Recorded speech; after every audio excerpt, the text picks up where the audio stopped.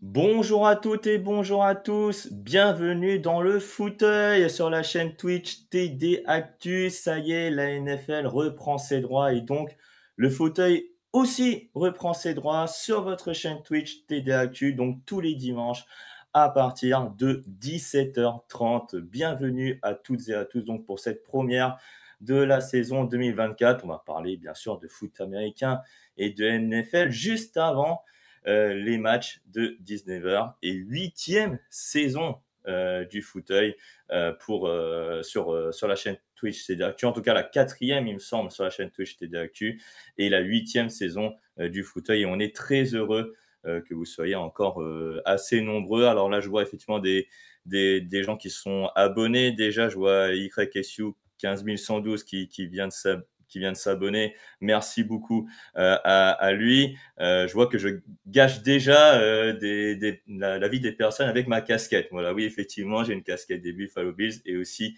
un maillot des Miami Dolphins. Pourquoi un maillot des Miami Dolphins? Parce que je pense que vous avez remarqué que l'animateur a changé. Également, Alain Mattei ne sera plus, on va dire, à l'animation du fauteuil. Il va être donc remplacé par moi, Nitinia Simion. Donc très heureux d'être à l'animation de cette saison 2024 du fauteuil. En tout cas, je remercie les gens qui me saluent, en tout cas sur le chat. Et puis Alain Maté, il est à M6. Il est à M6 pour commenter le match entre les Dolphins et les Jaguars, un derby floridien que vous pouvez suivre gratuitement sur M6+. Toutes les modalités sont sur le site donc touchdownactu.com. Comment s'inscrire et comment visionner ce match donc avec Victor Rouillet donc aux commentaires dans les locaux de M6. Je rappelle que l'émission Le Fauteuil est sponsorisée par notre partenaire de paris en ligne Unibet qui est ici. Voilà. Sur ma gauche et sur votre droite. Voilà, on rappelle ici sur le chat, voilà le lien donc du site de paris en ligne Unibet, voilà, que vous pouvez également retrouver au cours de l'émission puisqu'il y aura une section paris en ligne toutes les semaines, voilà, pour les meilleures cotes de cette semaine NFL. On parlera de ça avec Kevin Renaudet, un membre de la rédaction. Kevin Renaudet, d'ailleurs, qui sera avec moi durant quasiment toute cette émission, toute la première semaine, puisqu'on parlera du débrief des deux matchs, Chiefs, Ravens et Eagles, Packers, qui se sont déroulés dans la nuit de jeudi à vendredi et dans la nuit de vendredi à samedi. Et puis, on parlera également, et c'est notre thème de la semaine, pour des supporters qui ne savent pas quelle équipe supporter, qui ne savent pas quelle équipe encourager pour la saison 2024, on a peut-être la solution pour vous. Si vous êtes fan aussi d'une équipe et que vous êtes frustré par votre équipe, c'est peut-être, pourquoi pas, l'occasion de changer. Je vous avoue, c'est peut-être mon cas. C'est peut-être mon cas. donc voilà pour le programme de la semaine. Il y aura également les pronostics de la rédaction également en programme. Et puis, en fin d'émission, il y aura le quiz. Et oui, certains me posaient la question si il y aurait un quiz pour la fin de cette émission. Il y aura des quiz. Tout au long de la saison, il y aura des cadeaux à gagner tout au long de la saison. Et donc, en fin d'émission, restez là pour la fin de l'émission et donc les quiz. Le quiz qu'on va vous proposer sur le thème de la semaine notamment.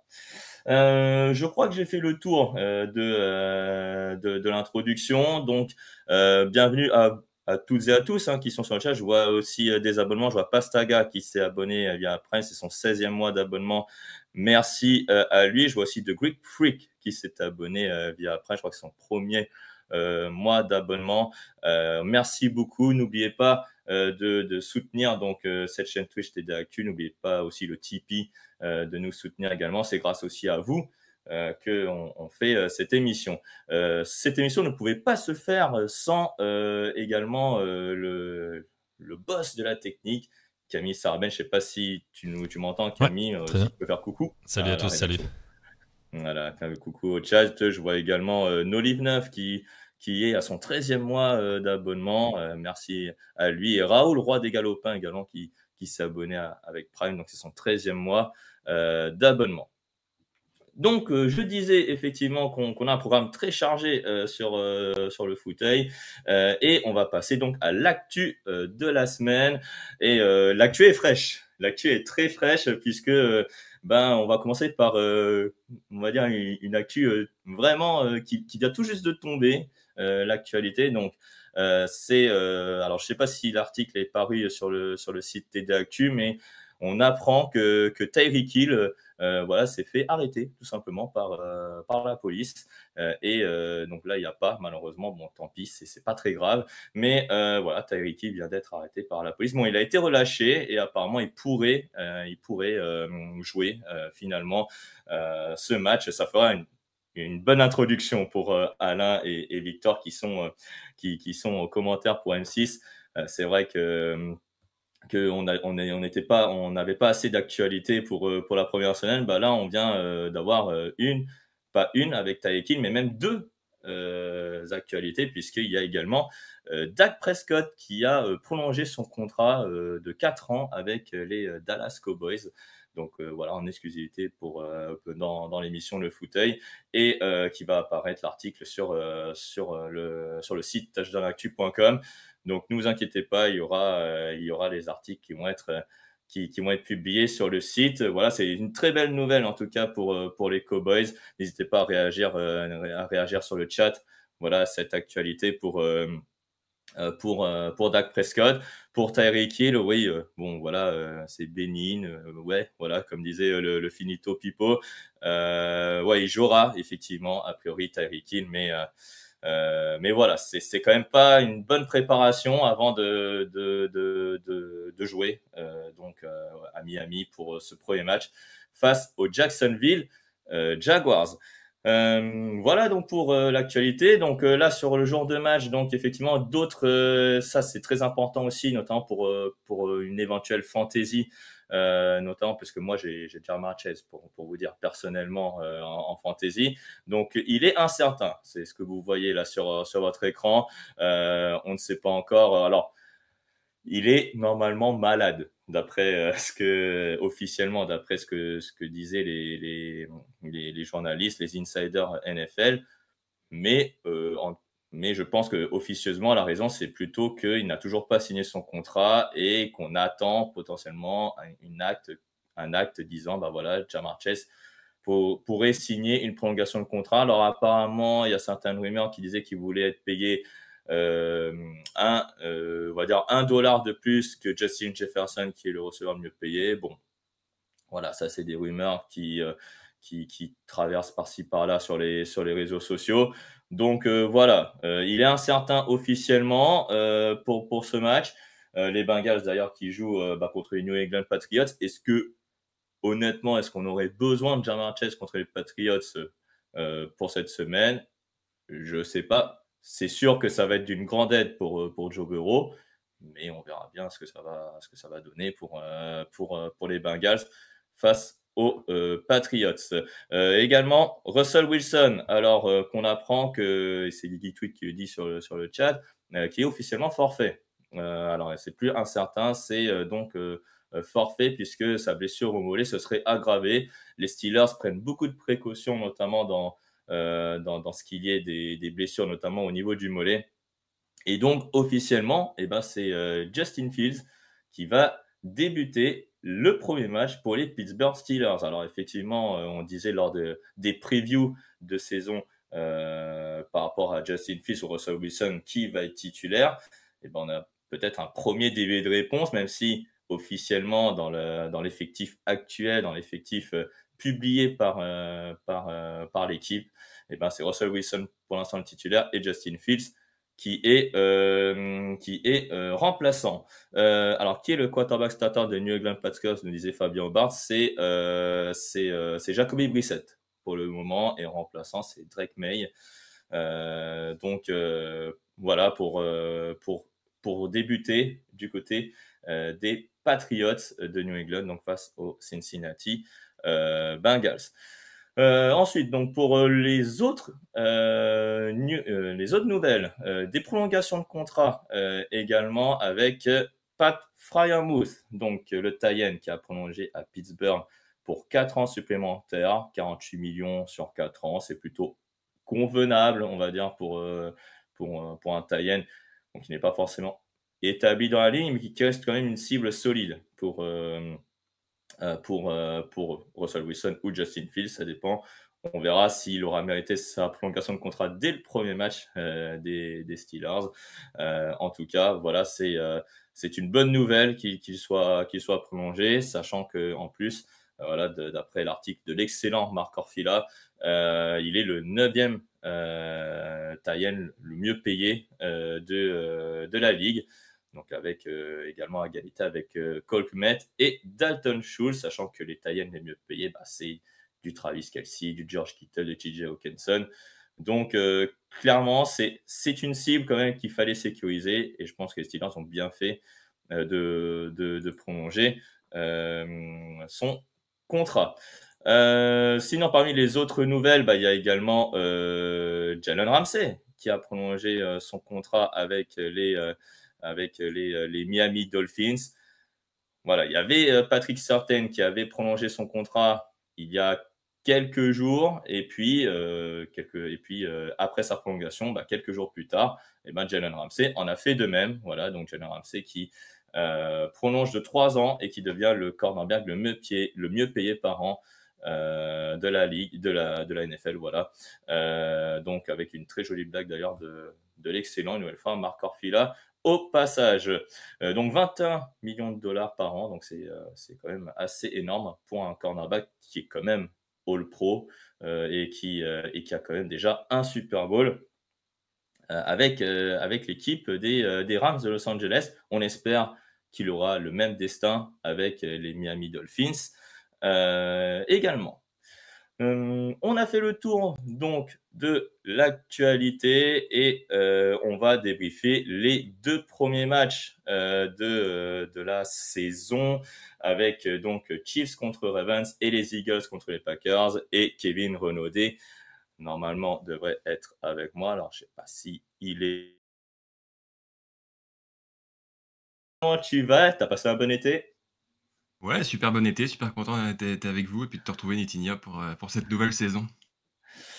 Ouais, très content également de te retrouver, Kevin, et je vois qu'il y a aussi des abonnements. Alors je vais essayer de faire, on va dire le switch entre le chat et toi, Kevin. J'ai vu que Treywick, je crois, il me semble, vient de s'abonner, donc merci beaucoup à lui.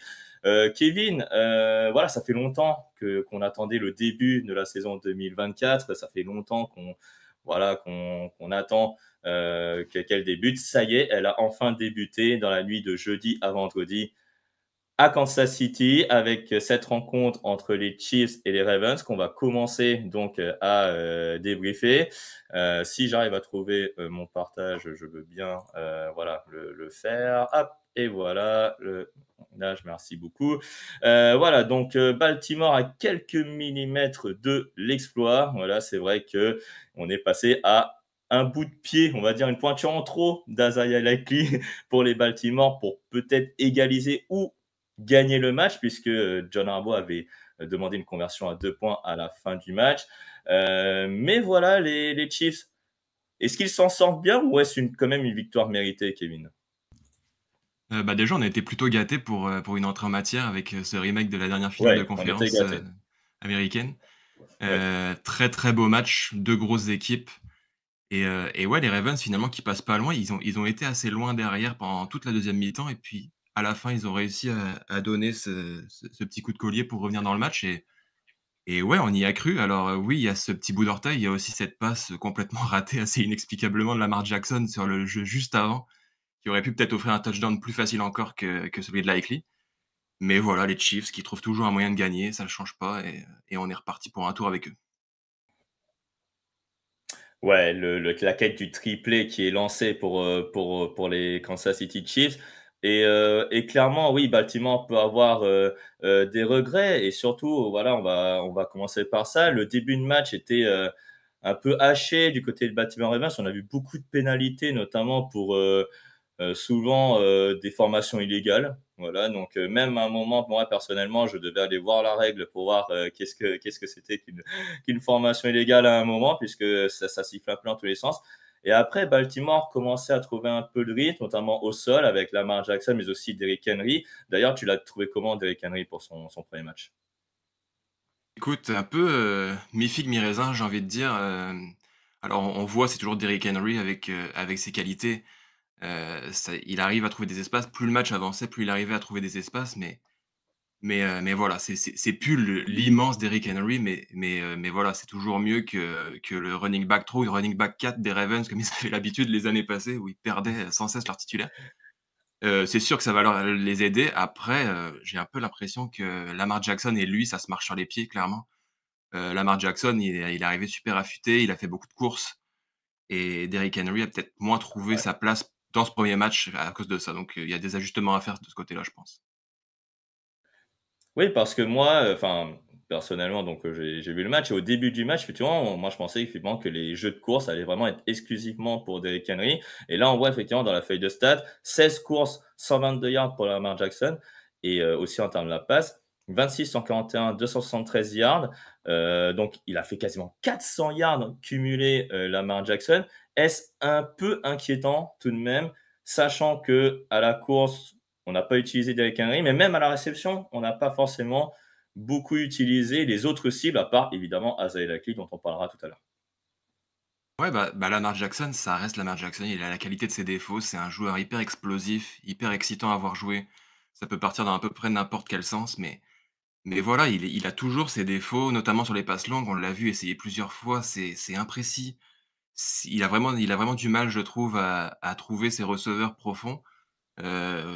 Pourtant, il commence à avoir du matériel avec Trey Flowers. On a vu Isaiah Likely qui était très bon, qui a réussi quand même à s'exprimer, mais ouais, ce côté à la passe, surtout longue, c'est vraiment compliqué pour Lamar. Donc bon, ses jambes lui ont permis de surnager et puis de garder aussi les Ravens dans le match, mais ouais, c'est difficile pour un quarterback de ce niveau. C'est qu'on parle quand même d'un double MVP en titre et il y a des passes qui font mal à voir, quoi. Ouais, bah, comme tu l'as dit, surtout l'avant-dernière plutôt pour Zay Flowers qui était tout seul.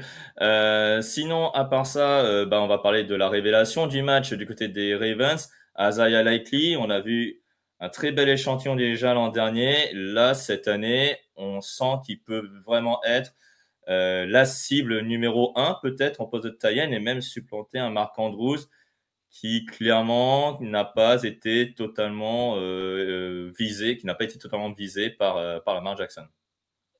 Ouais, Mark Andrews, c'est un peu le point d'interrogation. Est-ce qu'il est sur la pente descendante et il commence tranquillement à glisser vers la fin de carrière, pardon?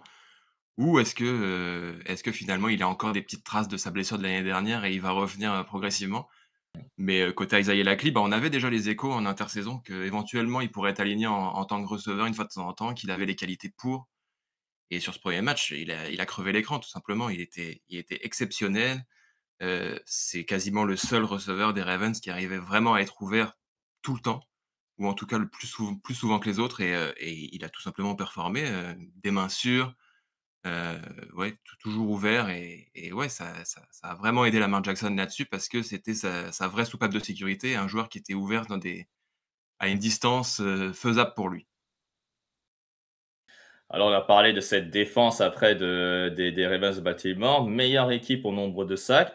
Là, on va dire seulement entre guillemets 2 sacs, lors de ce match. Il faut dire que la ligne offensive des Chiefs est quand même réputée pour être une des meilleures de la ligue. On a vu la révélation David Ojabo. On n'a pas vu forcément un grand, alors son prénom maintenant c'est Nnamdi Madubuike, pour ceux qui suivent la NFL depuis pas trop longtemps, c'est Justin Madubuike, donc son ancien prénom. Cette défense de Baltimore, voilà, est-ce qu'elle t'a convaincu ou alors il faut encore un peu de rodage, notamment après le départ du coordinateur défensif, Mike Macdonald pour entraîner Seattle? Bah, ça reste une valeur sûre en NFL en termes défensifs, ça, il y a pas de doute. Après, c'est aussi difficile à juger. C'est en face, c'est Patrick Mahomes, c'est Andy Reid, c'est les Chiefs, c'est très explosif, donc c'est difficile de les juger là-dessus. Peut-être une petite déception sur Roquan Smith que j'ai trouvé vraiment en dessous. Alors est-ce qu'il souffre d'avoir perdu, Patrick Queen à côté de lui? C'est possible, Mais voilà, il est attendu pour être le leader de cette défense et il l'a pas été. Il a été pas mal en retard sur plusieurs jeux et qui se sont répercutés sur des big plays, donc là-dessus, il y a c'est peut-être là que le bas a un peu blessé pour les Ravens défensivement, mais dans l'ensemble, je les ai trouvés quand même solides et ils ont répondu aux défis imposés par les Chiefs, ouais. Justement, les Chiefs, on va en parler avec un Patrick Mahomes, alors à 20 sur 28, 291 yards, un touchdown, une interception. Heu, bon, on sent que Patrick Mahomes et les débuts de saison, ils sont pas trop copains, on va dire. Patrick Mahomes, là, on l'attend, c'est plus dans les matchs décisifs.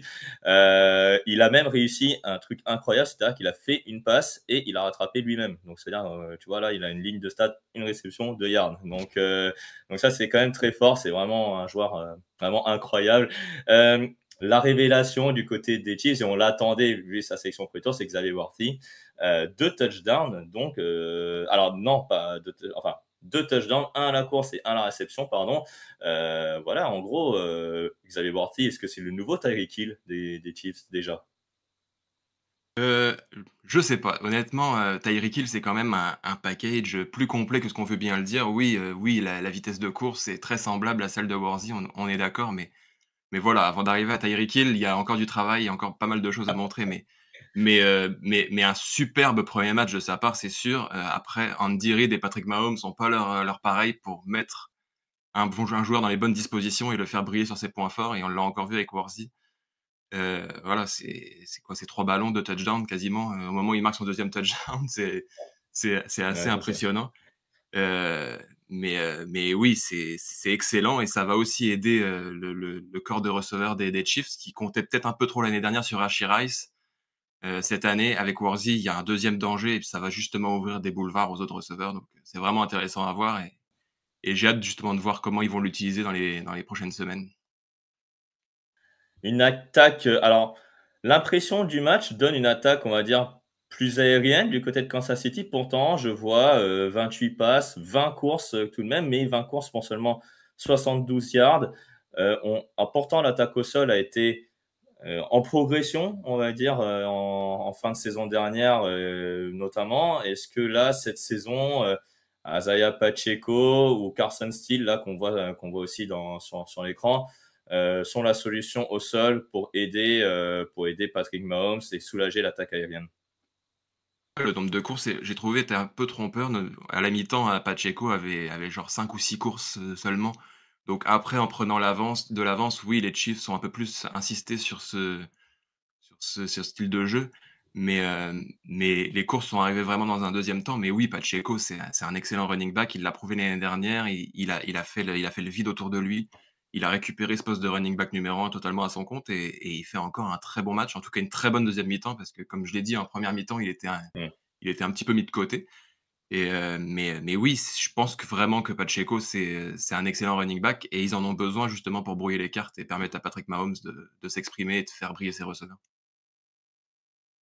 Justement, en parlant de receveur, Rashee Rice confirme 7 réceptions, 103 yards, beaucoup de premières tentatives gagnées grâce à lui. Clairement, là, on est sur un receveur de possession, un receveur qu'attendaient les Chiefs Kansas City. On a la confirmation avec Rashee Rice, même si ses problèmes extrasportifs de l'intersaison l'ont peut-être un peu perturbé, mais sur ce match, ça n'a pas semblé être le cas. Ouais, finalement, Rashee Rice, il lui manque un touchdown, sinon c'est un match quasi parfait. Il a vraiment pris à son compte ce rôle de receveur numéro 1, il l'est et Andy Reid lui a clairement donné. On voit que Patrick Mahomes se tourne vers lui presque plus que vers Travis Kelce, sur ce premier match, ce qui est une bonne dose de confiance pour lui et puis finalement, bah, le meilleur cadeau qu'a pu faire la ligue aux Chiefs, c'est de ne pas avoir suspendu Rashee Rice donc pourvu que ça dure Mmh. pour eux. Ouais, pourvu que ça dure. Et donc, après, pour terminer, un dernier mot sur Travis Kelce, seulement 3 réceptions, 34 yards. Est-ce qu'on a déjà un petit début de phase descendante, on va dire, de la production de Travis Kelce, ou est-ce que t'es pas inquiet pour lui, il va se rattraper lors des prochains matchs? Pour les prochains matchs, je sais pas. On a un peu un copier-coller de la saison dernière où on avait un Travis Kelce, vraiment en dessous finalement en saison régulière et quand on est arrivé en playoff, on a retrouvé le grand Travis Kelce et ça s'est terminé avec, le trophée dans les mains pour, la 2e fois consécutive donc Donc je suis pas inquiet pour Travis Kelce, je suis pas trop inquiet pour les Chiefs. De là à le voir, performer plus que ce qu'il a fait dans les prochains matchs, j'en suis pas sûr. Je pense qu'on va avoir vraiment une montée en puissance, du tight end et puis voilà, à son âge et avec le nombre de saisons qu'il a derrière lui, je peux comprendre aussi qu'il se réserve pour les matchs vraiment importants. C'était un peu le cas aussi pour Gronkowski sur ces dernières années. Ouais, alors ce qu'on retient, c'est qu'il y a eu vraiment des révélations sur ces matchs-là entre Xavier Worthy d'un côté, Isaiah Likely de l'autre, et qui a potentiellement une confirmation avec Rashee Rice notamment au poste de receveur. On va passer à l'autre match, Kevin, avec un match très spectaculaire, et c'était au Brésil, donc entre les Eagles et les Packers. Premier match de l'équipe premier match pardon, au Brésil pardon, en NFL. Et ça, c'est un peu vu, parce qu'au début de match, on avait l'impression que les joueurs n'avaient pas les bons crampons. Donc, ils ont tous fait un arrêt au stand et après, ils ont chaussé les bons crampons pour faire un match spectaculaire comme celui qu'on a vu. Donc, 34-29, Saquon Barkley danse la samba. Effectivement, Kevin, Saquon Barkley, premier match, triplé. Voilà, c'est net et sans bavure. Est-ce que les Eagles vont redevenir redoutables cette saison? C'est une bonne question.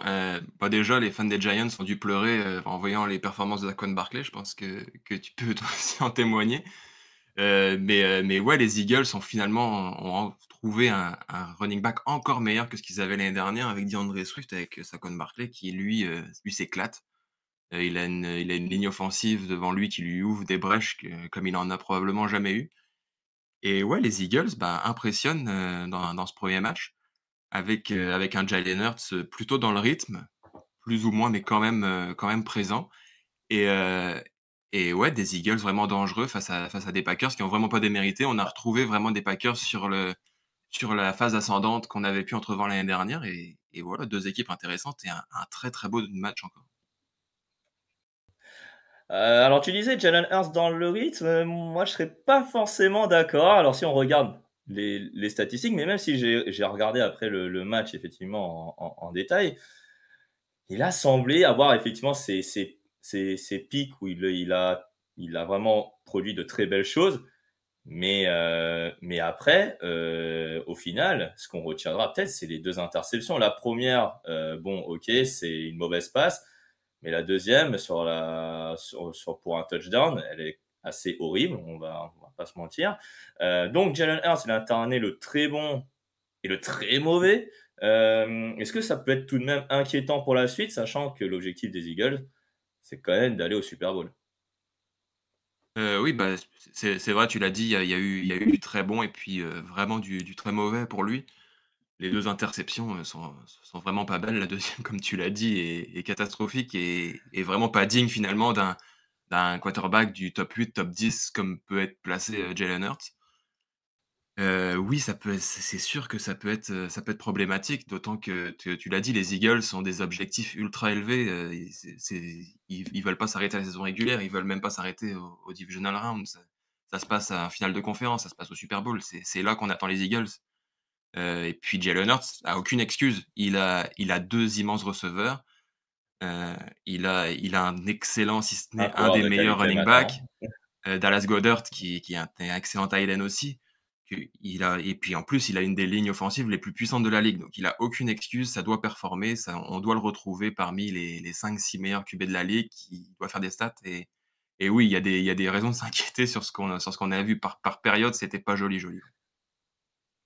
Ouais, et un fumble perdu. 2 fumbles et un C'est vrai. fumble perdu, c'était au début de match. Et c'est là où c'est dommage, on va parler de la défense de Philadelphie après, on va parler de l'attaque des Packers. C'est là où les Packers peuvent avoir quand même des regrets, Kevin, parce qu'on n'a pas su capitaliser sur ces pertes de balles. Ouais, bah, mon ressenti en fin de match, c'était que les Packers avaient finalement perdu ce match un peu tout seuls. Notamment en début de match où il y a 2 turnovers qui leur permettent quasiment de prendre 14 points d'avance tout de suite. Ils tournent qu'à 6-0. Derrière, bah, oui, les Eagles étant les Eagles, ça réagit, ça revient. Et puis il y a eu encore énormément de fautes. Tu l'as dit pour le match précédent, mais là encore beaucoup de flags, beaucoup de formations illégales, Mmh. surtout côté Packers et ben, Mmh. ça se paye en NFL sur des matchs séries entre 2 grosses équipes. Bah, c'est souvent l'équipe qui commet le moins d'erreurs et le moins de fautes qui s'en sort avec la victoire et ça a encore été le cas, dans ce match-là. Justement, en parlant de l'attaque des Packers, et ben, la mauvaise nouvelle, et d'ailleurs ça fait l'objet d'une actu sur touchdownactu.com. Jordan Love, blessé, il va manquer, aller au maximum 6 semaines apparemment. Il n'est pas sur la liste des blessés pour le moment. En son absence, on a vu Malik Willis. Est-ce que déjà, probablement, est-ce qu'il y a un coup de frein aux ambitions des Packers qui visent tout de même les playoffs, voire mieux par rapport à la saison dernière? Bah, oui, c'est certain, Jordan Love, au final, on l'a encore vu dans ce match, c'est un excellent quarterback maintenant, c'est une des valeurs sûres de cette ligue. Tu retrouves pas quelqu'un qui t'offre ces certitudes, du jour au lendemain et Malik Willis, bon, il a très peu joué, hein, il a joué, peut-être 2 snaps, je pense, mais ouais, il a même pas réussi à envoyer le ballon, le plus loin possible pour tenter Il de a pas donner une chance à complété son une équipe. passe, on va dire. Il a réussi à se faire Voilà, sac il n'a pas, ouais. alors qu'il y avait pas grand monde pour le Bah, saquer justement. le sac, malheureusement, là, on a vu que Maligoulis était toujours au même niveau que celui qu'on a vu au Titan. Mais bon, ça, on va dire que c'est pas grave. Ils vont se réajuster au fur et à mesure. Parlons un peu de Josh Jacobs. C'était un peu l'attraction des Packers aussi pour sa première. Tu l'as trouvé comment? Très pas assez. Voilà. Comment tu l'as trouvé?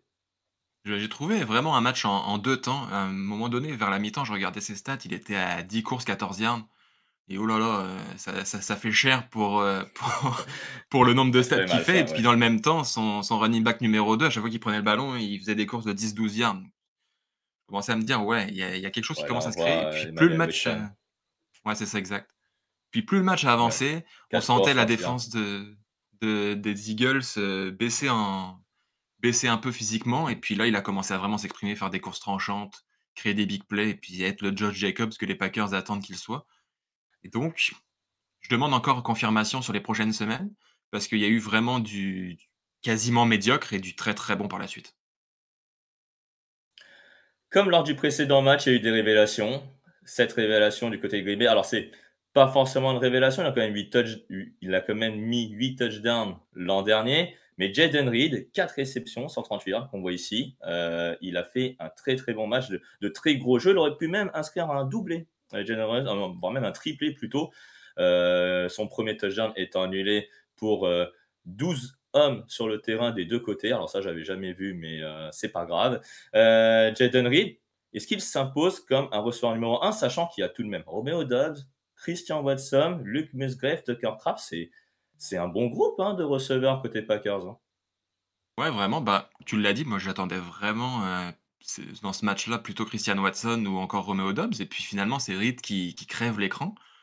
Et pendant l'intersaison, j'avais vu ces coachs qui le comparaient un peu à Deebo Samuel. Ben, on a vu du Deebo Samuel, il prend la balle, il perce la Mhm. défense, il s'exprime de toutes les façons possibles qu'on peut attendre d'un receveur, super super versatile donc ouais, vraiment impressionné et quasiment surpris parce que, voilà, je l'attendais un peu un cran en dessous des 2 autres receveurs et ouais, les Packers ont vraiment aligné, 3 très bons receveurs. D'ailleurs, ils ont tous moins de 25 ans, ce qui est assez incroyable quand on y pense.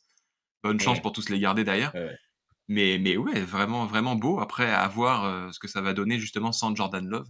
Ça peut changer la donne pour eux. Merci à Guigui Priol qui a pris un abonnement de niveau 1, 27e mois d'abonnement et on l'en remercie. Du côté de la défense, c'est plutôt la défense de Philadelphie qui s'est bien exprimée, notamment un excellent Zach Bone qui fait son record de sacs sur un seul match par rapport à ce qu'il avait fait durant toute sa carrière. Zach Bone qui est pas vraiment une révélation, qui a enfin brillé dans un match. Et puis l'attraction aussi, c'était le cornerback Quinion Mitchell que j'ai trouvé plutôt très bon. Et qu'est-ce que tu en penses donc de Quinion Mitchell et de Zach Bone? Est-ce que c'est deux joueurs qui peuvent donner un nouvel élan défensif à cette équipe des Eagles? Bah, tu l'as dit, Zach Bone, il fait quasiment ses records de carrière sur ce match-là donc voilà, ça va être une demande de confirmation après parce que c'est toujours le plus difficile en NFL finalement, c'est de confirmer, match après match. Et puis, Quinion Mitchell, ouais, vraiment très bon et puis d'autant plus quand on voit le match un peu catastrophique de Gardner Johnson à côté qui semblait un peu perdu sur le terrain. Lui, Quinion Mitchell, il avait l'air d'un vétéran, toujours sur le ballon, même quand il y avait un petit gap qui se créait avec son receveur, il a un pas ultra rapide pour revenir et tendre le bras et enlever le ballon des mains du receveur. C'est vraiment un solide joueur qu'ont récupéré les Eagles sans le moindre doute.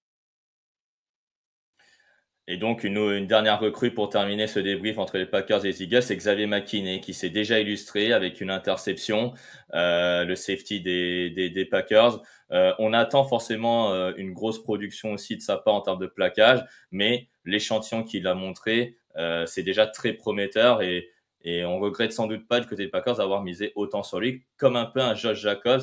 Là, c'est un peu aussi le jour et la nuit, c'est-à-dire que Josh Jacobs a été, on va dire, un peu sur quoi alternative. Là, Xavier McKinney, une interception en début de match et après, on va dire, un match plutôt solide pour une première, même s'il y a la défaite au bout. Ouais, bah, c'est encore un choix intelligent des Packers qui ont d'abord procédé avec la draft pour s'entourer de jeunes joueurs prometteurs et qui là, cette intersaison, vont piocher, 2-3 bons joueurs à droite, à gauche et ouais, ça les rend complets, ça les rend vraiment dangereux à ce niveau-là et puis, bah, encore une fois, un beau cadeau des Giants. C'était le cas au match précédent, c'est encore le cas avec McKinney, côté Packers. Ouais, c'était après libre de tout contrat, mais bon, voilà, on pouvait pas tous aussi, ouais, ils pouvaient pas tous les re-signer, les Giants. Mais en tout cas, voilà, merci beaucoup, Kevin, pour ce débrief des deux matchs. Donc, victoire des Chiefs contre les Ravens 27-20, et puis victoire des Eagles de Philadelphie 34-29. Donc, au Brésil, sur les Packers de Green Bay. Kevin, on va passer à notre thème,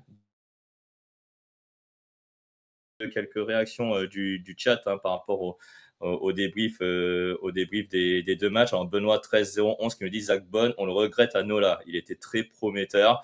Oui, c'est vrai qu'il était très prometteur, mais après, voilà, ils avaient le choix entre Willie Gay et Zach Bond et ils ont choisi donc Willie Gay pour un an, voilà, pour peut-être des raisons et économiques. Et Fabien Aubard qui dit jour-nuit, jour-nuit, jour-nuit égale Josh Jacobs. Oui, voilà, pourquoi pas. C'est vrai que il a alterné le bon et le mauvais, mais voilà, on sent qu'il est encore en rodage. Hein. Je pense qu'il n'a même pas fait un snap de la pré-saison, il me semble, Kevin, pour les Packers. Et donc, c'est peut-être normal. Il faut connaître les schémas, bien prendre les trous laissés par la ligne offensive. Bon, voilà, ça risque de prendre du temps.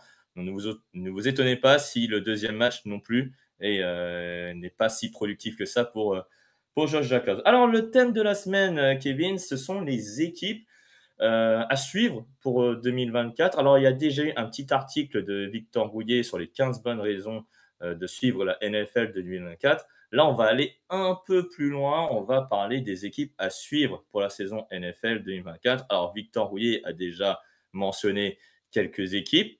On va les reprendre. On va peut-être pas les reprendre. On ne sait pas trop.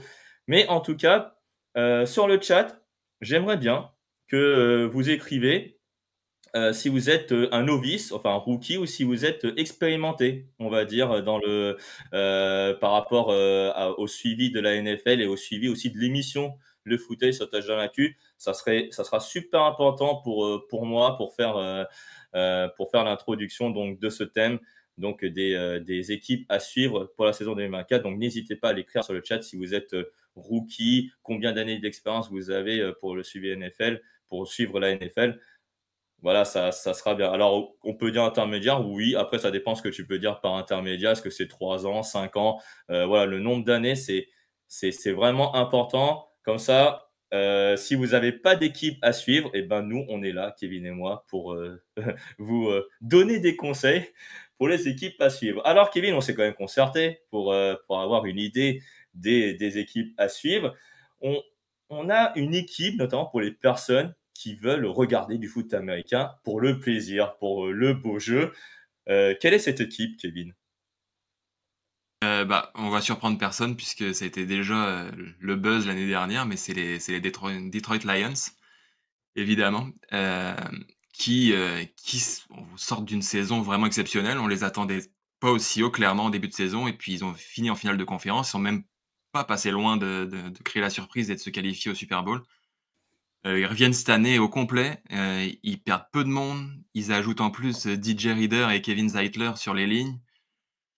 Ouais, équipe très solide, le coaching staff qui reste en l'état, qui revient identique à l'année dernière. Donc ouais, un Jared Goff, on attend qu'il poursuive, sa montée en puissance et ouais, une excellente équipe, à suivre. Si vous aimez le beau jeu, si vous aimez les touchdowns en pagaille, si vous aimez les longues courses, les big plays. Voilà, si vous êtes novice, vous allez pas vous ennuyer devant les Lions cette année, j'en mets ma main coupée.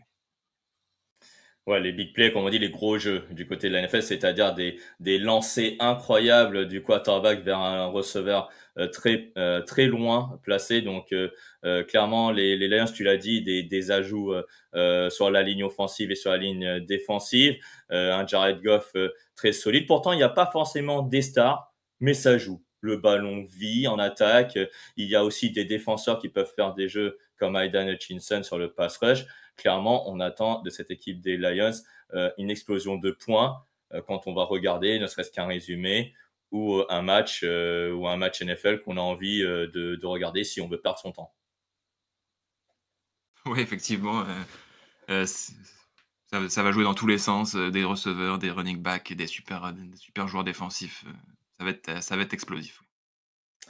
Alors, les Lions, on va encore continuer un peu dessus. On attend beaucoup de cette attaque explosive, comme on dit. Pour ceux qui veulent les supporter, on les voit où? Quel est l'objectif pour les Lions? Est-ce que c'est une équipe en attaque, mais ils vont aussi prendre des points en défense? Ou alors c'est une équipe qui clairement a la capacité de décrocher un Super Bowl? Bah, quand tu sors d'une finale de conférence, clairement l'objectif, c'est l'étape suivante et l'étape suivante, c'est d'aller au Super Bowl. Donc c'est là qu'on les attend. Après, la 1re étape à cocher pour eux, c'est la confirmation. L'année dernière, c'était l'année de l'explosion, c'est l'année où ils ont montré à tout le monde qu'ils pouvaient aller tout en haut. Cette année, c'est de montrer qu'ils sont toujours à ce niveau-là et que la courbe de progression, elle est pas finie. Parce qu'en NFL, il y a pas de stagnation. Soit on continue sa progression, soit on régresse. Il y a Il y a pas, il y a rarement un pas juste milieu. Il y a pas d'équipe régulière, quoi. Pour toi, c'est, Non, c'est ça. soit tu haut, soit tu C'est bas. Après ça, c'est les équipes régulières restent plutôt au top, on va dire. C'est le cas, par exemple, des Chiefs, c'est le cas des 49ers, exact. notamment depuis quelques années. Donc, voilà, Chiefs et 49ers, peut-être des équipes à suivre pour la saison 2024. On verra ça, peut-être après. En tout cas, ce qui est sûr, c'est que, ouais, si vous voulez passer un bon moment et regarder un match avec plein de points, en attaque, les Lions sont faits pour vous. Une équipe pour les personnes qui veulent, voilà, une équipe alors composée de stars. On va pas dire pas vraiment de stars, mais une équipe où les noms sont flatteurs, où t'as des noms qui claquent, comme on dit en NFL.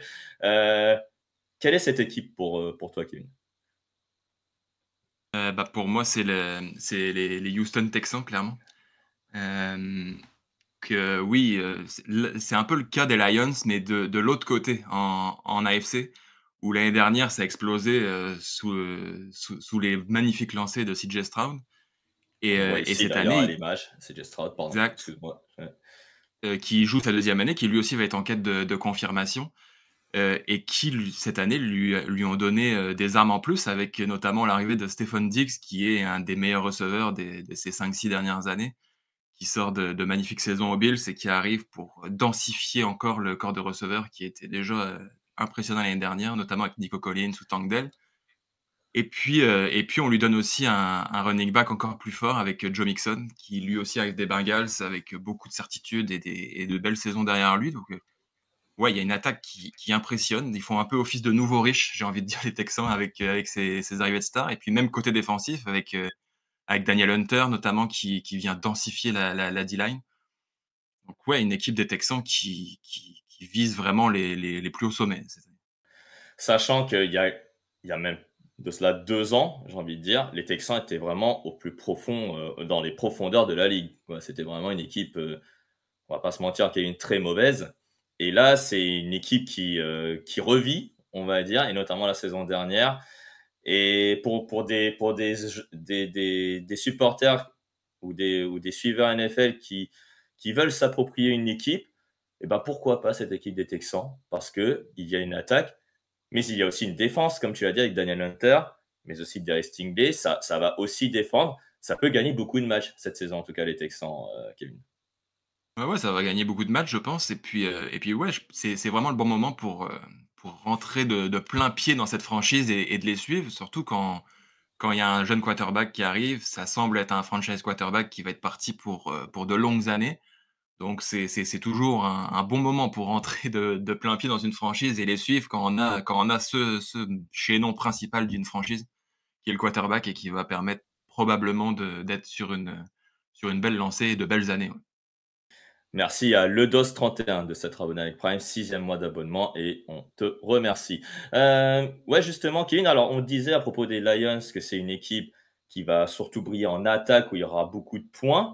Est-ce qu'il y aura autant de points avec cette équipe des Texans ou alors parfois on aura des rencontres fermées, notamment par rapport à la jeunesse du quarterback CJ Stroud? Oui, bah, ça reste un quarterback de deuxième année qui a explosé en première année, qui est quasiment une des plus belles saisons rookie de l'histoire pour un quarterback.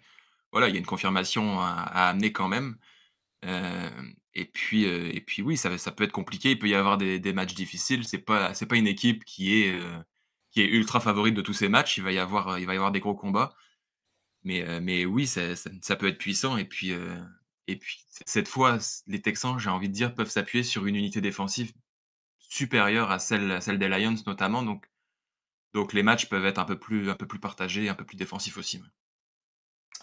Voilà, donc si vous voulez vraiment être supporter ou suivre les Texans cette année, c'est vraiment l'argument principal, c'est quand même l'attaque avec CJ Stroud et ce trio de receveurs qui est amené à faire aller plus de 800 yards chacun entre effectivement Tank Dell, Stephen Diggs, Nico Collins et j'oublie aussi Dalton Schultz qui peut aussi être une excellente soupape de sécurité pour CJ Stroud. Ça n'a pas de prix. Kevin, une autre équipe pour les personnes, bon, des personnes parfois peut-être frustrées qui ont la loose dans la peau, comme on dit, mais qui veulent quand même, on va dire, avoir une équipe qui ne domine pas outrageusement, mais qui sent que le vent peut tourner. Quelle équipe donc peut être, être suivie pour ces supporters-là? Ouais, c'est un peu l'équipe qui est un signe d'espoir pour la plupart des gens qui sont depuis plusieurs années un peu dans le trou, avec leur franchise. Cette année, ça je pense ça peut être les Chicago Bears qui peuvent sortir du trou justement. Cette année, ils ont décidé de dépenser tout simplement, de faire venir des stars, de faire venir des grands joueurs. Évidemment, on a Caleb Williams à l'écran qui est qui est un des meilleurs joueurs de la draft possiblement, en tout cas celui qui est un de ceux qui a été le plus coté. Mmh. Et puis ils l'entourent très bien avec l'arrivée de Keenan Allen. Ils ont gardé DJ Moore aussi. Ils ont drafté Rome Odunze aussi dans le top 10, qui est un excellent receveur universitaire qui va tenter de se faire une place dans ce corps de receveurs très fourni. Il y a DeAndre Swift aussi qui arrive de Philadelphie, qui sort d'une belle saison, qui continue d'ailleurs sa tournée de grande ville américaine après Détroit et Philadelphie, voilà Chicago. Et puis, Au moins, même il choisit les régions, quoi. C'est souvent le Nord, hein, ouais, Philadelphie, Détroit, Chicago. C'est pas tout près non plus, mais au moins c'est la même région. il aime la neige, on va dire. Ouais, il aime le froid. Ouais, il aime le froid et la neige. Ouais. C'est ça Et et puis, donc, bah, ouais. ils ont pas oublié le côté défensif non plus avec, l'arrivée de Mm. Kevin Byard qui va densifier aussi cette défense, donc vraiment sur le papier une très belle addition de talent et une possible sortie de la loose justement pour les Bears. Ouais, une possible sortie de la loose, car pour ceux qui veulent supporter les Bears, sachez que l'histoire parle tout de même pour eux. Ils ont quand même, bon, ils ont des Super Bowls quand même, hein, les Bears de Chicago, ça y a pas de souci. Mais c'est vrai que ces dernières années, voilà, on a eu beaucoup de déceptions. Le choix Trubisky devant Patrick Mahomes, notamment pour ceux qui s'en souviennent. Ensuite, quelques mauvaises performances de Justin Fields qu'on pensait, voilà, comme le nouveau Lamar Jackson, pourquoi pas. Mais c'est vrai que là, les Bears on sent qu'avec Caleb Williams, avec aussi un front office qui est nouveau et qui veulent faire changer les choses, on sent que les Bears vont être aussi une des attractions, mais ça peut aussi être à double sens, Kevin. C'est-à-dire que si les Bears pourraient encore se louper, là, on peut parler un peu de malédiction.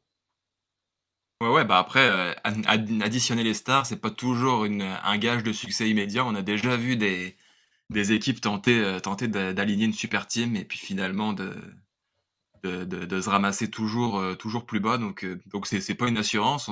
Par exemple, un Keenan Allen, dans quel état il arrive? Est-ce que la motivation est toujours là? Est-ce qu'il a encore envie d'aligner des grandes saisons comme il a fait avec les Chargers?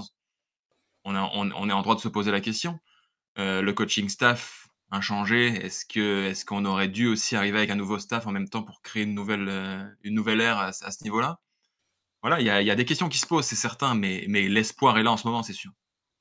Ouais, l'espoir est là, justement, et c'est pour ça qu'on a envie que certains puissent suivre ou supporter les Bears, puisque voilà, il y a eu ces années effectivement où ils perdent, où ils ont des bilans négatifs, sur plusieurs années consécutives. Et là, c'est peut-être l'occasion, voilà, de supporter une équipe avec, pourquoi pas, un bilan positif. Leur division, c'est donc la NFC Nord. Bon, il y a les Lions et les Packers dedans, mais ils peuvent tout de même créer la surprise. En gros, ils ont rien à perdre, si j'ai bien compris, Kevin. Bah non, parce que au final, ils peuvent difficilement tomber plus bas qu'ils étaient. Ils étaient vraiment dans les bas-fonds. Et nous voilà de retour. Est-ce que, je ne sais pas si vous nous entendez, je ne sais pas si dans le chat on pourrait confirmer effectivement que c'est revenu. Ouais, donc ouais, on a un souci avec la connexion. Ouais, voilà, Marie Douzous qui nous dit que c'est bon. Voilà, alors désolé pour ce problème technique. C'est ma première animation du fauteuil. Est-ce un signe pour les prochaines semaines? J'espère pas. Et donc on disait, ouais, c'est un coup d'Allah peut-être. Je vais lui je vais lui passer un coup de fil plus tard, mais je pense que là, il doit être en pleine préparation pour son match entre les Dolphins de Miami et les Jacksonville Jaguars que vous pouvez retrouver sur M6+. Donc, je disais, ouais, alors, en pleine période de bugs techniques, les New York Jets, donc, est-ce une équipe à suivre, Kevin? Ouais, bah, moi, j'y crois beaucoup avec, possiblement Aaron Rodgers de retour au top, un Garrett Wilson, qui peut performer puisque cette fois, enfin, il a un quarterback pour lui lancer le ballon et Ah. hem Ça sert, et ça ouais, sert, ça sert. c'est ça. Et puis, bah, une belle escouade défensive. Moi, ça fait partie des équipes que j'ai envie de suivre cette saison et que je trouve intéressantes pour éventuellement une place en play-off, en AFC. Et on nous a dit effectivement, et moi aussi j'aimerais bien suggérer cette équipe parce que bah voilà, je l'affiche là, mais c'est vrai que donc on a une équipe qui est quand même explosive en attaque. Bon là ils font l'actualité, mais d'une mauvaise manière puisqu'on a appris il y a quelques minutes que Tyreek Hill allait peut-être était arrêté, mais bon il a pu être relâché. Une attaque explosive avec Tua Tagovailoa, une attaque qui va vite, une défense où il y a des grands noms dans une ville où il fait beau, il fait chaud, un logo avec un dauphin. Euh, les Dolphins de Miami, Kevin, est-ce que c'est une équipe aussi à suivre pour la saison 2024 et même pour les saisons qui vont venir?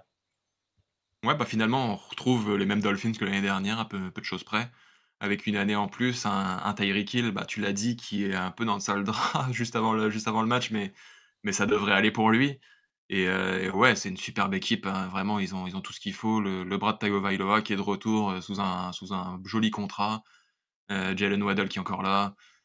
Ouais, c'est une magnifique équipe et puis des coureurs toujours aussi explosifs. Ouais, on espère. On espère voir Miami, en tout cas en pleine forme durant toute la saison régulière, qui nous fasse peut-être un match à 70 points face aux pauvres Broncos qui sont juste là. Voilà, voilà, espérons que les adversaires des Dolphins, voilà, seront sur leur garde. Mais, euh, mais voilà, en tout cas, ce qui est sûr, c'est que voilà, les Dolphins de Miami, il faut juste pas qu'ils rencontrent des équipes en pleine température négative. Sinon, ça va peut-être pas, ça va sans doute pas le faire pour la saison. Mais oui, les Dolphins, peut-être une des équipes à suivre également pour 2024. Alors, on disait les Lions, les Texans, les Bears, les Jets et pourquoi pas les Dolphins. Voilà, laissez des commentaires aussi sur le chat pour voir les équipes aussi à suivre et mettez un argument solide. Voilà, comme ça, je pourrais revenir dessus sur les équipes à suivre en 2024. En tout cas, Kevin, merci pour ton intervention et pour ces équipes qu'on pourrait suivre pour la saison 2024. Alors, Kevin, on va enchaîner avec les paris en ligne et avec notre partenaire Unibet qui est bah là, voilà, juste au-dessus de toi, d'ailleurs, Kevin, voilà, Oui, Unibet, juste là. qui, voilà, juste là, voilà, qui, qui va être, voilà, qu'on va regarder. D'ailleurs, je sais pas si le site Unibet, alors je vais regarder parce que forcément, je l'avais plus avec moi, et là, maintenant, il faut que je l'ai avec moi. Hop, hop, hop, voilà, ça va charger. Et voilà. Alors, Kevin, alors je t'ai donné, alors, déjà, je vais partager les paris Unibet. On a encore largement le temps. Voilà, je ne sais pas si on voit l'écran qui va être affiché. Alors là, je vais faire voilà, un petit parallèle sur le chat. Alors, Lawrence, Trevor Lawrence. Kevin, tiens, un petit mot sur Trevor Lawrence. Est-ce que Jacksonville va enfin exploser avec Trevor Lawrence? C'est une bonne question, Trevor Lawrence, honnêtement, on c'est un peu la saison où là, il faut vraiment exploser parce qu'on est plusieurs années après sa draft et on attend encore le Trevor Lawrence qu'on nous annonçait à ce moment-là. Mais ouais, j'aime bien la cote, des Jaguars justement dans ce match-là. Après, c'est Allez, vraiment un justement, match, voilà. on est vraiment sur un match très indécis. C'est 2 très belles équipes qui vont sûrement se tirer la bourre tout au long de la saison pour une place en play-off. Justement, les Jaguars qui affrontent les Dolphins de Miami et qu'on voit une cote à 2,39 là, ici, hein, face à Miami, donc à 1,49. Quelle est la cote la plus intéressante? Alors, il y a eu l'émission Preview, si vous avez écouté, avec Victor et Raoul qui ont fait des paris de leur côté via notre partenaire de paris en ligne Unibet. Euh, Kevin, est-ce que voilà, quelle est la cote la plus simple, la plus sûre qu'on pourrait, sur lequel on pourrait miser sur cette semaine? Bah, cette semaine, j'ai envie de parler des Saints, face aux Panthers. Je trouve la cote vraiment généreuse à 1,48 pour des Saints qui affrontent une équipe qui semble vraiment, vraiment moribonde. Que ouais, les Saints me paraissent quand même une belle valeur sûre, cette semaine. Voilà, une belle valeur sûre, les Saints de la Nouvelle-Orléans, donc ils affrontent les Carolina Panthers. Les Saints, donc avec toujours Denis Allen au niveau du coaching staff et les Carolina Panthers avec leur nouvel entraîneur, Dave Canales, et donc Bryce Young, et déjà un duel de division, puisque c'est la NFC Sud Ouais. dont on parle aujourd'hui. Juste deux abonnements, donc Kilgorovic a pris un abonnement niveau 1, merci à lui, 24e mois d'abonnement. Et vive la reprise. Ouais, effectivement, vive la reprise. Et puis, Frikazoid également, qui a pris un abonnement. C'est son 10e mois d'abonnement. Merci encore à lui. OK pour le truc simple. Maintenant, on va faire peut-être les combinés, justement, Kevin. Bah voilà, on va faire deux sélections de combinés. Quel combiné conseilles-tu pour nos parieurs aujourd'hui? Bah, j'aime bien la victoire des Vikings face aux Giants. Je sens les Giants vraiment pas en forme en ce début de saison. J'ai beaucoup de doutes sur leur capacité à répondre. Alors oui, les Vikings ont Sam Darnold en quarterback. Je pense que c'est de là que vient la cote un petit peu haute, mais je pense que c'est vraiment un bon Probablement. plan. Ouais. OK. Hem, j'aime beaucoup, j'aime beaucoup les Cowboys qui battent les Browns. Les Cowboys qui sont à 2,03 cette semaine. Heu Alors là, j'ai 2 pour le moment. Alors je sais pas si Ah, ça a c'est peut-être un peu descendu. évolué Je l'ai parce que regardé juste Dak avant Prescott, l'émission, ouais, c'était 2,03 mais ça a ouais, dû descendre parce un que petit peu. Dak Prescott, il a prolongé aussi. C'est pour ça que c'est 4 ans, 40 millions de dollars par an. Ouais. Non, non, non, je sais pas, non, non, je plaisante évidemment, mais oui, ouais, donc une cote à 2. Ouais, c'est vrai elle est assez haute cette cote, c'est vrai, Ouais, des elle est Dallas étonnamment Cowboys haute face aux Browns. pour des Cowboys Ouais. qui que En fait, ils qui disent seraient que ça les Browns d'ailleurs sont, ouais, c'est ça, pardon, les Browns sont favoris face aux Cowboys. Ça te surprend, toi, de voir les Browns favoris donc? bah, c'est 2 équipes très proches. Ça fait c'est un des 2-3 matchs les plus serrés de la semaine, c'est sûr. C'est toujours difficile de se prononcer sur ce genre de match, surtout en semaine 1 où il y a peu de certitudes sur les équipes. Mais quand je vois une équipe comme les Cowboys à 2 ou plus, j'ai quand même envie d'y aller. C'est une équipe très forte, c'est une équipe qu'on attend très loin en divisional round, éventuellement en finale de conférence. Donc c'est vraiment une cote intéressante que je vois mal laisser passer. Et est-ce que tu en avais un troisième ou pas? Oui, j'aurais la victoire des Texans face aux Colts. Je la trouve belle aussi la cote à plus d'1,50, pour des Texans qui font partie des favoris de la saison. Donc, ouais, je la trouve intéressante. Donc les Texans qui affrontent les Colts dans un duel de division. Parce qu'on est déjà très fort dès la première semaine, le duel division. Donc la FC Sud à l'honneur. Les Texans avec CJ Stroud. Donc là, je vois les pourcentages aussi. 74% miserait sur les Texans donc face aux Colts d'Indianapolis. Elle a quand même pas mal cette cote à 2,20. Ouais, Même si elle me paraît basse quand même. Non, je sais pas pour toi, cette cote, non? Ou ouais, un elle est petit peu plutôt quand même. normale? Ouais. Un petit peu, ouais, OK. OK, d'accord. Parce que bon, vous avez remarqué, je suis pas forcément un spécialiste des paris, mais voilà, en tout cas, donc si on fait un combiné Minnesota, Dallas et Houston, pardon, Houston Texans, voilà, j'ai fait un mix Houston. Donc là, on est sur une cote à 5,59 et donc avec une mise de 5 euros, on gagnerait potentiellement 28 euros. Voilà, donc c'est c'est plutôt pas mal. Voilà, donc comme je vous l'ai dit, vous pouvez évidemment parier, mais je rappelle que parier comporte des risques et donc n'oubliez pas de vous faire aider si vous sentez que vous perdez le contrôle. Alors, je ne sais pas où ça se trouve, mais on aimerait bien faire aussi une section parier sur les touchdowns d'un joueur. Donc Ouais, là, je ne sais plus où c'est, bah, Kevin. Donc là, tu j'ai rends complètement tu cliques sur oublié. le match, tu cliques sur le nom des équipes et puis, Ah, tu vas d'accord. pouvoir accéder, Ça marche, ça marche. Eh bah, super. Bah, quel match on va cibler pour les paris, entre guillemets, concernant les joueurs? bah, on pourrait aller sur le match, qui sera sur, M6+ avec, Alain et Victor justement, avec, ce Allez, ce ce Dolphins Dolphins contre Jaguars. Jaguars. Allez, c'est parti pour Dolphins Jaguars. Et qu'est-ce qu'on parie donc sur les Dolphins Jaguars? Alors là, je vois marqueur Tajin Tyreek à 76. Alors, je ne sais pas par rapport il y a une heure si cette cote a plutôt monté ou baissé. Elle a probablement plus monté. On voit aussi un duo de marqueurs touchdown entre Ryan Mostert et Tyreek Hill. On voit aussi le nombre de points. On va plutôt se concentrer sur les joueurs. Donc, qui vois-tu marquer sur ce match-là entre les Dolphins et les Jaguars? Bah, dans un match que j'imagine plutôt offensif, la cote de Travis Etienne qui marque un touchdown à 2,05 je crois? Voilà, Si je vois bien sur 2,05, c'est l'écran. ça. Marqueur touchdown Mais ouais, 2,05. Ouais, c'est ça. magnifique cote pour 2,05. un Attends, moi pour aussi, un donc running back qui risque d'avoir des opportunités en ouais, red zone, donc ouais, 2,05. plutôt une belle cote. 2,05 alors pour Travis Etienne. Est-ce que tu vois d'autres joueurs marquer un touchdown ou alors carrément peut-être des doubles joueurs enfin, un marqueur de touchdown, chance double. Voilà, donc pareil, est-ce que tu vois d'autres joueurs marquer un touchdown ou tu vois, Bah, on va dire, des combinaisons plutôt intéressantes?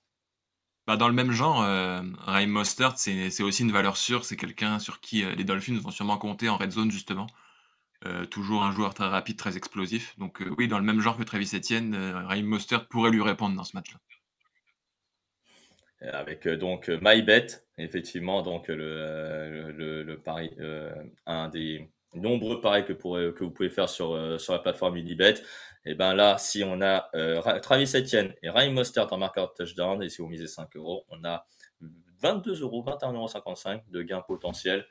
Voilà, si vous voulez parier sur le match entre les Dolphins et les Jaguars, qui, je vous rappelle, est sur M6+, donc commenté par Alain Mattei et Victor Rouillet. On leur souhaite bon courage et je vous rappelle que vous pouvez regarder ça gratuitement. Et oui, toutes les modalités sont sur le site internet www.touchdownactu.com.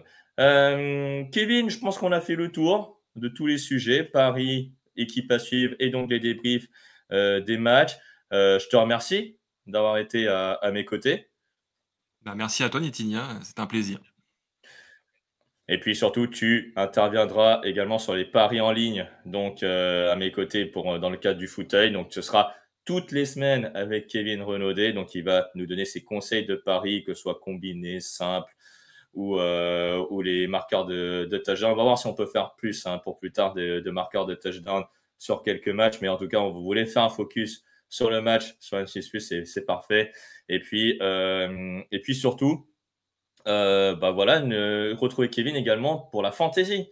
puisque c'est Alex et lui qui suit les ligues fantasy. On a eu combien de ligues fantasy là lancées sur Heu, TDA? on en a une trentaine environ, plus de 450 joueurs donc ouais, on est parti pour une très belle première saison à s'amuser tous ensemble.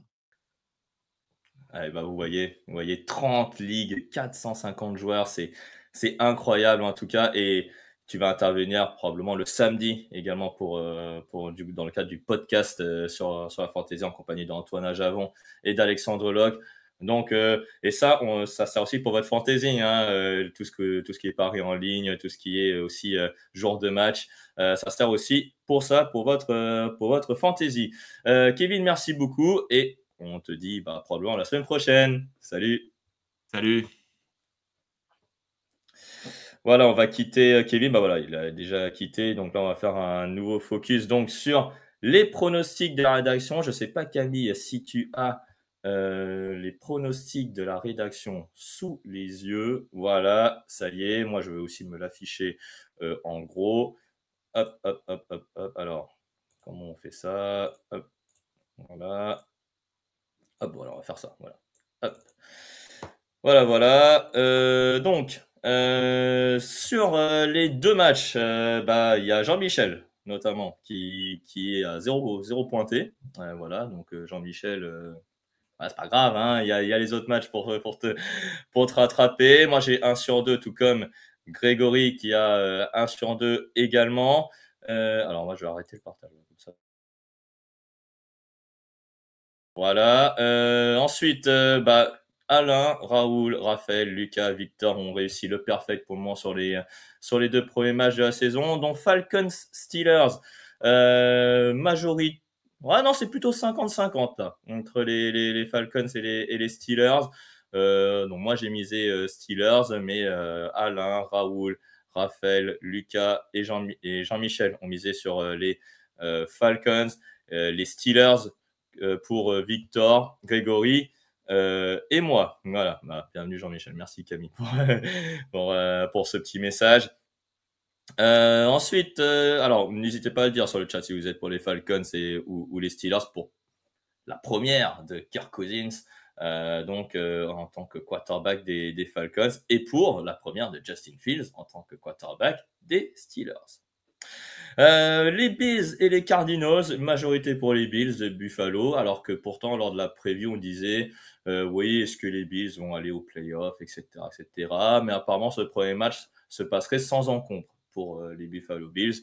Donc la majorité sera bien pour l'équipe de Sean McDermott. Oui, Gigi Twix, c'est vrai. Arthur Smith va vouloir se venger, effectivement, parce qu'aujourd'hui il est coordinateur offensif des Steelers. Avant, il était entraîneur des Falcons, pardon, la saison dernière. Ensuite, les Bears contre les Tennessee Titans, match à 19h. Tous ces matchs-là que je vous dis, c'est à 19h. Hein. D'ailleurs, pour ceux qui ne savent pas l'horaire du match. Donc, une grosse majorité des Bears, sauf Raphaël et Raoul qui votent pour les Titans. Donc, des Bears New Look, donc avec Caleb Williams et également Keenan Allen au poste de receveur qui normalement devrait jouer. Et les Titans avec Will Levis et son comité de cible un peu old school, on a envie de dire, avec DeAndre Hopkins et Calvin Ridley. Mais pourquoi pas, ça pourrait ressusciter des carrières du côté de Brian Callan. Oui, peut-être Tarswag, ouais, tu as une sacrée trembloc depuis que Fields est annoncé titulaire. Bon, on sait jamais, peut-être que Justin Fields pourrait briller face aux Falcons. Voilà, on sait jamais. La défense des Falcons n'est pas ce qui se fait de mieux, mais il y a toujours un motif d'espoir. Ensuite, les Bengals face aux Patriots. 32e au Power Ranking, hein, les Patriots, le Power Ranking TD Actu. Les Bengals, pas loin du top 10. Bon, je pense que l'ensemble de la rédaction en fait une unanimité logique, à moins qu'il y ait une petite surprise, mais honnêtement, moi-même, personnellement, je n'en vois pas trop. Les Colts contre les Texans, duel AFC Sud. Donc déjà, une majorité pour les Texans, sauf Jean-Michel et Grégory, qui misent sur les Colts. Alors peut-être qu'ils croient en Anthony Richardson, qui sait. Voilà, ou peut-être aussi à la défense des Colts, même si, bon, moi, je vois pas trop d'espoir également. Mais on attend que les Texans brillent avec leur attaque explosive. Voilà, et c'est pour ça, je pense que la majorité vote pour les Texans. Le match sur M6+, donc, comme je le répète et je le redis, entre les Dolphins de Miami et les Jacksonville Jaguars, pour l'instant, unanimité pour les Dolphins de Miami. Alors que pourtant, les Jaguars de Jacksonville, c'est peut-être une des équipes à suivre. Bon, voilà, pensez ce que vous voulez, mais pour nous, les Dolphins ont tellement une attaque explosive et une belle défense qu'ils vont peut-être, qu'ils vont sans doute battre les Jaguars. Je remercie Lamignos qui vient de s'abonner à notre chaîne Twitch TD Actu, 23e mois d'abonnement. On l'en remercie. Également, toujours à 19h, les Panthers qui se déplacent chez les New Orleans Saints. C'est pas forcément évident parce que les Panthers étaient la pire équipe la saison dernière. Certains pensent que l'intersaison a probablement amélioré cette équipe des Panthers et donc Lucas et Victor pensent que les Panthers peuvent gagner. Pour moi et peut-être pour l'ensemble aussi de la rédaction, je pense que les Saints ont quand même une majorité de joueurs d'expérience et donc les Saints emportent sur la majorité. Giants contre Vikings. Les Vikings retrouvent Jordan Addison, retrouvent Justin Jefferson. Le problème, c'est peut-être Sam Darnold, mais bon, voilà, avec un comité de receveurs. Alors, sans TJ Hawkinson, ça pourrait marcher, effectivement. Et Jean-Michel et moi-même, malheureusement, avons parié sur les Giants. Mais voilà, je pense que les Vikings sont quand même un peu au-dessus. Mais bon, on n'est jamais loin d'une surprise, surtout quand votre quarterback n'est pas forcément celui qui était prédestiné à être titulaire, Sam Darnold, même si aussi, en début de saison, Sam Darnold devait être le titulaire. Allez, on accélère un peu et les matchs désormais à 22h entre tout d'abord les Chargers et les Raiders. Est-ce que c'est l'effet Jim Harbaugh ou pas? Les Chargers donc à l'unanimité, sauf Jean-Michel qui préfère les Raiders. Les Seahawks contre les Broncos, avantage Seahawks pour la rédaction. Voilà, d'ailleurs, j'abat son coup, go Seahawks, voilà, clairement. Les Broncos ont peut-être un des pires effectifs de la ligue, sauf peut-être avec Patrick Surtain qui vient de prolonger, mais bon, il est que cornerback, malheureusement, et puis on attend de voir ce que peut proposer Bonix, voilà, en tant que quarterback. Donc voilà, pour ce match entre Seahawks et Broncos. Ensuite, à 22h25, attention, les Browns qui se déplacent chez les Cowboys de Dallas. Là aussi, un peu partagé, même s'il y a une petite majorité pour les Cowboys. Les Browns sont choisis par Alain, Victor et moi-même. Là aussi, ça peut être une rencontre fermée, comme ça peut être une rencontre qui peut être très ouverte. Voilà. Si c'est une rencontre très ouverte, je pense que le match va aller à l'avantage des Cowboys. Si c'est une rencontre fermée, je pense que les Browns vont prendre le match. Donc voilà, ça dépendra effectivement de la physionomie du match. Donc c'est un match qui va être riche en suspense. Et enfin, donc 22h25, Washington Commanders chez les Tampa Bay Buccaneers. Pareil, majorité du côté des Bucks et Lucas et Alain ont choisi les Commanders. Bon, les Bucks ont sur le papier une équipe supérieure. Je pense que ça va probablement se confirmer, mais on ne sait jamais avec les Commanders que Jayden Daniels aura déjà mis la main sur la NFL comme il a fait sur la NCAA. À voir. On n'est pas à l'abri d'une surprise, mais Alain y croit aux Commanders notamment, si vous avez suivi l'émission du Power Ranking, il y a quelques jours, même la semaine dernière. Voilà. Ensuite, le Sunday Night Football, donc le match du dimanche soir aux États-Unis, donc le match phare entre les Rams et les Lions au SoFi Stadium. Non, pardon, c'est les Lions, pardon, et les Rams, pardon, au Ford Field. Oui, j'ai mis les Rams. Alors pourquoi j'ai mis les Rams? Parce que c'est jamais avec les Lions. Ils ont peut-être une attaque explosive, oui, effectivement, mais l'attaque des Rams aussi, elle est explosive. Et donc, moi, je me dis que si on a un match très ouvert en attaque des deux côtés, peut-être que les Rams vont prendre le match parce que les Lions vont peut-être être gourmand en 4e tentative, etc. Voilà. Mais voilà, je suis contre la majorité, effectivement, qui vote les Lions. Et ça peut se comprendre, puisque cette équipe est vraiment complète. Il y a une très belle attaque, il y a une défense qui commence à se construire également autour d'Aidan Hutchinson notamment. Donc c'est vrai que cette équipe peuvent vraiment surprendre une nouvelle fois cette saison et aller encore plus loin qu'une finale de conférence.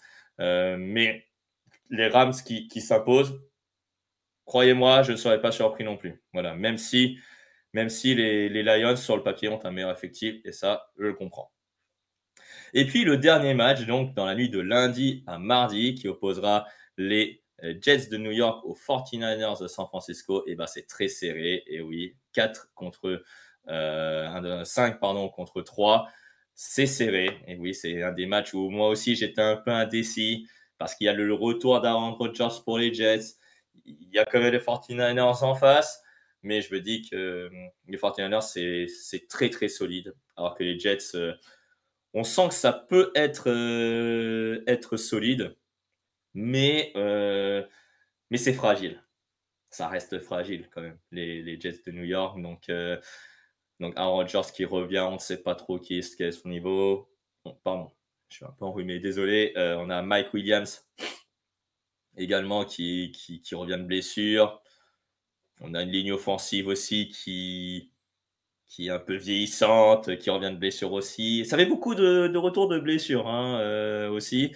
Alors, oui, No Live Not, peut-être sans CMC, sans Ayuk, qui est limité, qui ne s'est pas entraîné durant l'intersaison, mais c'est trop solide. C'est trop solide. Je vois pas comment... Alors, les Jets pourraient les bousculer, mais s'ils gagnent, c'est un gros concours de circonstances et que les Niners n'ont vraiment pas respecté le plan de jeu qu'a concocté Kyle Shanahan ou le nouveau coordinateur défensif des 49ers. Donc, honnêtement, voilà, je vois les 49ers un peu au-dessus, même si les Jets ont des arguments et de très solides arguments pour les battre. Je vois un match fermé, mais les matchs fermés, les Niners savent les gagner aussi. Sinon, si c'est un match ouvert, les Niners gagnent. Les Niners pourraient gagner ce match pour moi assez facilement. Voilà, on a fait le tour des pronostics de la rédaction. Il nous reste 10 minutes d'émission. C'est parfait. C'est l'heure du quiz. Donc, messieurs, dames, on va... Première chose à faire déjà, Camille, c'est de mettre le chat en émoticône. Voilà. Alors, Jean-Michel, son objectif, c'est de perdre pour sa première année. Je ne sais pas, parce qu'il est au 89. Donc voilà. Alors, le quiz de la semaine, ce sera par rapport aux équipes à suivre. Donc de la saison 2024, et surtout aussi si vous avez bien écouté les previews liés à ces équipes. Donc voilà, donc le fauteuil 24 semaine 1. Donc répondez le plus vite possible si vous connaissez, et le premier va avoir des cadeaux. Camille, je ne sais pas si tu es prêt pour lancer le quiz. N'hésitez pas aussi à avoir, des pseudos, on va dire des pseudos qui parlent, parce que sinon, si j'ai un pseudo utilisateur 500 554, moi, ça ne va pas trop m'aider. Vous voyez, parce que sinon, je ne pourrais pas distribuer les cadeaux. Et puis, c'est plutôt le deuxième qui aura un pseudo plutôt convenable et avec qui on va pouvoir discuter pour lui envoyer plein de cadeaux. Ouais. Juste pour préciser les règles aussi, plus vous répondez vite, plus vous marquez de points. Par contre, si vous répondez vite à une mauvaise question, vous perdez des points aussi, vous perdez plus de points aussi. Exactement, c'est ce que j'allais dire, Camille, mais merci beaucoup de préciser la règle. Mais ouais, les points, si vous répondez mal, c'est des points négatifs. Donc, si vous n'êtes pas sûr de votre réponse, en gros, ne répondez pas. Voilà. Donc, voilà, c'est ça, exactement. Camille, on peut donc lancer le quiz, si tu veux bien. C'est parti. J'espère que vous êtes prêts. La première question, si elle s'affiche. Alors, je ne sais pas si elle s'affiche. Ça devrait arriver. C'est bon, ça y est, ça arrive. Ok. Alors, la première question. Alors, moi, j'ai un décalage sur le stream. Je ne sais pas si. Ok. Alors. C'était quoi la question? Comment s'appelle le stade des Lions de Détroit? Voilà, comme ça s'appelle le stade des Lions de Détroit. Voilà, S. Donc, alors je sais pas, je vois pas les réponses non plus, donc c'est pour ça le stream, c'est un peu particulier, désolé. Bon, sinon, je vais me connecter sur le... Non. Hop, alors. Hop, sinon, je me connecte direct sur la télé. Pour voir si j'ai bien le... Attends, ne donne pas la réponse parce que je crois que ça a planté, donc on va recommencer. Ah, ça a planté apparemment. Désolé. Bon, On va c'est pas grave, recommencer le quiz. c'est une première. On va... Oh, ok, on va recommencer. Non, Désolé, on va recommencer. C'est bon, ça a continué. Ah, c'est bon. Ok, ça a continué. Donc. Alors, la réponse à la question quel s'appelle le stade de Détroit? Eh ben, c'est le Ford Field. Voilà, le stade des Lions de Détroit, donc le Ford Field. Le Mercedes-Benz Stadium, c'est au New Orleans. Allô, Voilà, donc, ouais, je sais pas si tu m'entends. Ouais. Ouais, c'est bon. Ça devrait être affiché, ouais. Ok. Alors, on est à la deuxième question, c'est ça, Camille? Attends, pas encore, je te dis qu'on allait lancer. Ok. Alors, la première réponse, donc, Mercedes-Benz Stadium, c'est le stade des Falcons d'Atlanta, le Soldier Field, donc à Chicago Bears, et l'Acrisure Stadium, c'est le stade des Steelers de Pittsburgh. Ok. Voilà, donc, bon, ok. On Deuxième question. Vas-y. Tu peux y aller. De quelle université donc vient Caleb Williams? Est-ce BYU, SMU, LSU ou USC?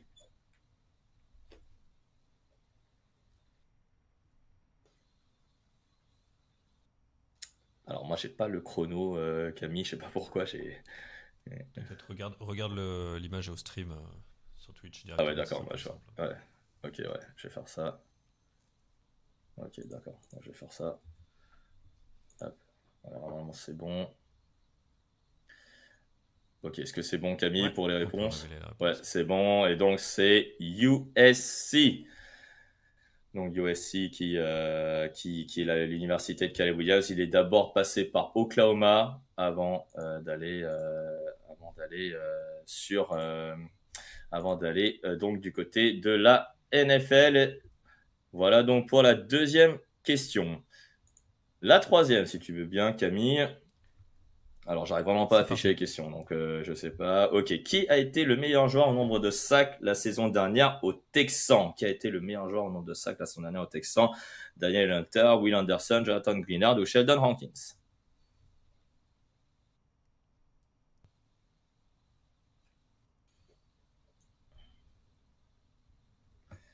Ok, tu me dis Camille si c'est bon.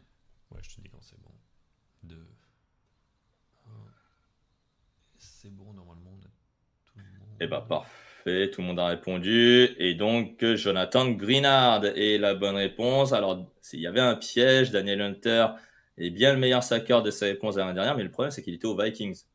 Il n'était pas à Minnesota. Il n'est pas, pardon, chez les Houston Texans. Donc voilà. Donc c'était là le piège. Jonathan Greenard, aujourd'hui, il est aux Vikings, justement. Ils ont échangé. Voilà. Donc voilà, Daniel Hunter donc n'était pas la bonne réponse, c'est Jonathan Greenard avec 12,5 sacs. Quatrième question, Camille, si tu veux bien l'afficher. Normalement, c'est bon. Contre quelle équipe les Lions ont perdu en finale de conférence NFC? Les Tampa Bay Buccaneers, San Francisco 49ers, les Los Angeles Rams, les Philadelphia Eagles. Pour ceux qui ont bien suivi la saison dernière, c'est facile.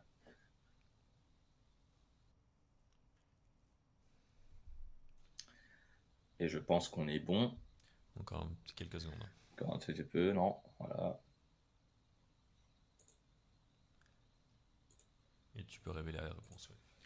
Allez, c'est parti. Alors, les San Francisco 49ers. Et oui, parce que c'est eux qui sont allés ensuite au Super Bowl pour aller affronter les Chiefs de Kansas City. Malheureusement, les Niners ont perdu. On espère que pour eux, ce sera la bonne cette saison. Et enfin, dernière question. Alors là, bah, évidemment, les questions partent du plus bas vers le plus haut. Quel est le nom complet de CJ Stroud? Coleridge Bernard Stroud III, Kazay Jared Stroud III, Christopher Jackson Stroud III ou Christopher James Stroud III. Alors ça, c'est une question vraiment pour ceux qui connaissent bien la petite carrière NFL pour le moment de CJ Stroud.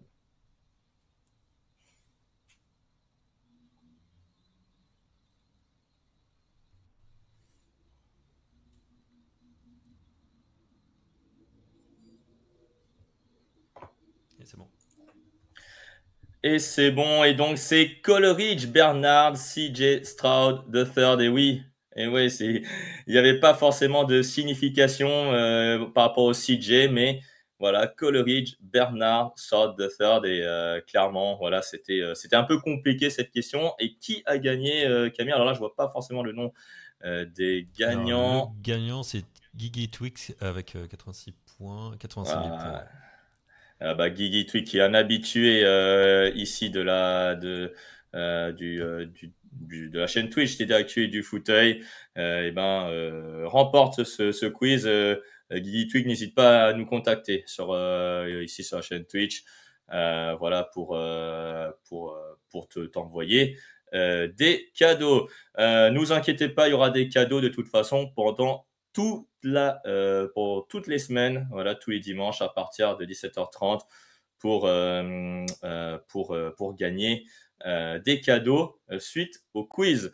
Il nous reste 2 petites minutes. Si vous avez des questions concernant le début de saison de la NFL, je ferai un plaisir de vous y répondre.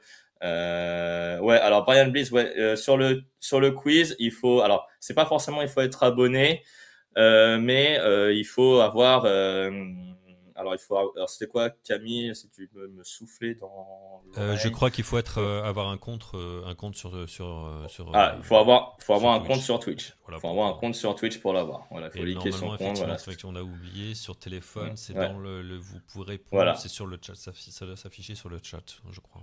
Ouais, c'est sur le chat, effectivement, pour ceux qui veulent répondre via le téléphone. C'est même mieux de le faire via téléphone parce que via la souris, c'est un petit peu compliqué, voilà, sur PC.